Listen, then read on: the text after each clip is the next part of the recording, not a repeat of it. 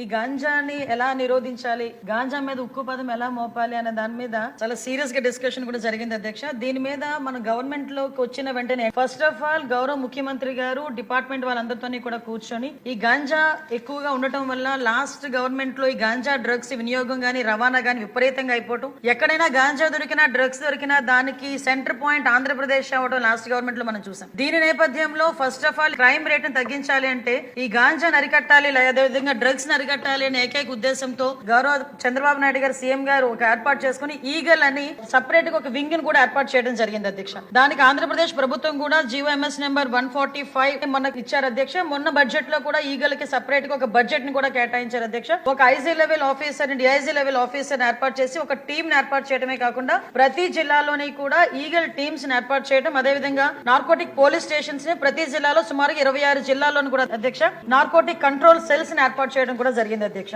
ఇందాక మన సభ్యులు మాట్లాడుతున్నప్పుడు 11,000 ఎకరాల నుంచి మనకు 100 ఎకరాల వరకు రావడం అనేది సంతోషంగా ఉంది అని చెప్పారు. దీన్ని కూడా ఎలా కంట్రోల్ చేయాలి, దానికి సంబంధించిన ప్రతి ఇన్ఫర్మేషన్ కూడా డిపార్ట్మెంట్ వాళ్ళ దగ్గర ఉంటుందని చెప్పారు అధ్యక్ష. అది ఉండడానికి నిజంగా ఒక 20 హాట్ స్పాట్లను కూడా ఈగల్ టీమ్ అదేవిధంగా డిపార్ట్మెంట్ వాళ్ళందరూ కూడా ఐడెంటిఫై చేశారు అధ్యక్ష. సుమారుగా మనం చూసుకుంటే అధ్యక్ష నెంబర్ ఆఫ్ విలేజెస్ చూసుకుంటే దగ్గర 7 విలేజెస్ లో అధ్యక్ష 375 అంటే మండలాల్లో 7 మండలాల్లో 375 విలేజెస్ లో ఈ హాట్ స్పాట్స్ ని గుర్తించి కల్టివేషన్ చేయకుండా తీసుకునే బాధ్యతను కూడా తీసుకున్నారు అధ్యక్ష. ఒక ఎగ్జాంపుల్ చెప్పాలి అధ్యక్ష, 359 ఫ్యామిలీస్ ఇందులోని గత కొన్ని సంవత్సరాలుగా వీళ్ళు హ్యాబిచువల్ అఫెండర్స్ అధ్యక్ష. కల్టివేషన్ చేస్తూనే ఉంటారు, ఎంతమంది చెప్పనేయండి ఎన్ని చేయనియండి వాళ్ళు అక్కడ కల్టివేషన్ చేస్తూనే ఉంటారు అనమాట. మన గవర్నమెంట్ వచ్చిన తర్వాత 359 ఫ్యామిలీస్ ని కూడా ఐడెంటిఫై చేసి వాళ్ళకి ఆల్టర్నేట్ క్రాప్స్ ఇచ్చి ఈ సంవత్సరం ఒక ప్లాంట్ కూడా వేసుకునే పరిస్థితి లేకుండా వాళ్ళని మోటివేట్ చేసుకుని వాళ్ళు మన కంట్రోల్లో పెట్టుకునే పరిస్థితి వచ్చింది అధ్యక్ష. దీనికి చెప్పేది ఏంటంటే ఏ రకంగా తగ్గించారు 11,000 ఎకరాల నుంచి 100 ఎకరాల వరకు అని చెప్పడానికి ఇది ఒక ఎగ్జాంపుల్ గా చెప్తున్నాం అధ్యక్ష. సుమారుగా ఈ గంజాయి సాగు చేసిన తర్వాత ట్రాన్స్పోర్టేషన్ కూడా చూసుకుంటే అధ్యక్ష